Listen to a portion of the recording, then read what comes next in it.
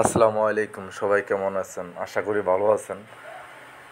আজকে আপনাদেরকে দেখাবো কি রেস্টুরেন্টে খুব সহজে সি ফুড স্যুপ খুব সহজে বানানো হয়।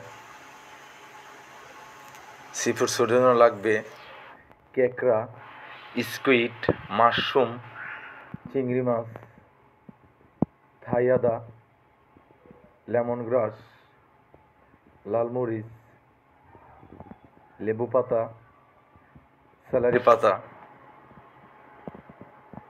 লাগবে হালকা পেঁয়াজ কিউব করে কেটে নেবেন।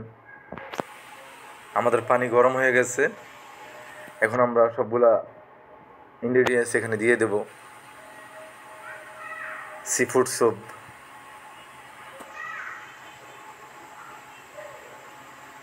আপনারা এখানে আমরা 1:3 নিছি, মানে 3 কাপ পরিমাণে দিয়ে দেব 1.5 চামচ চিনি, 1 চামচ লবণ, দিয়ে দেবো হালকা চিকেন পাউডার, হালকা টেস্টিং সল্ট।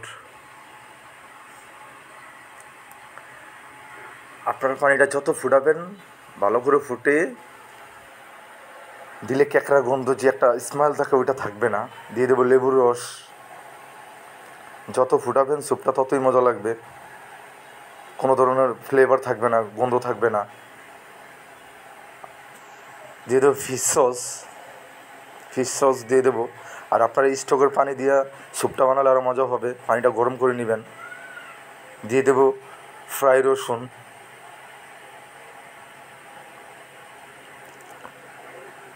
দিয়ে দেবো লেবু পাতা। আমার তো স্যুপটা পরে হয়ে গেছে, একে দেবো হালকা অয়েল, রসুনের অয়েল দিয়ে দেবো। যেই রসুনটা আমরা একসাথে ফ্রাই করছিলাম ওটার হালকা একটু অয়েল দিয়ে দেবো এখানে। আমাদের স্যুপ রেডি, দেখতে পাচ্ছেন খুব সহজে সি ফুড স্যুপ বানিয়ে ফেললাম। আপনারা চাইলে এভাবে ট্রাই করতে পারেন বাসায়। খুব সিম্পল একটা স্যুপ। আসলে থাই কিলে স্যুপটা খুবই একটা মজার স্যুপ।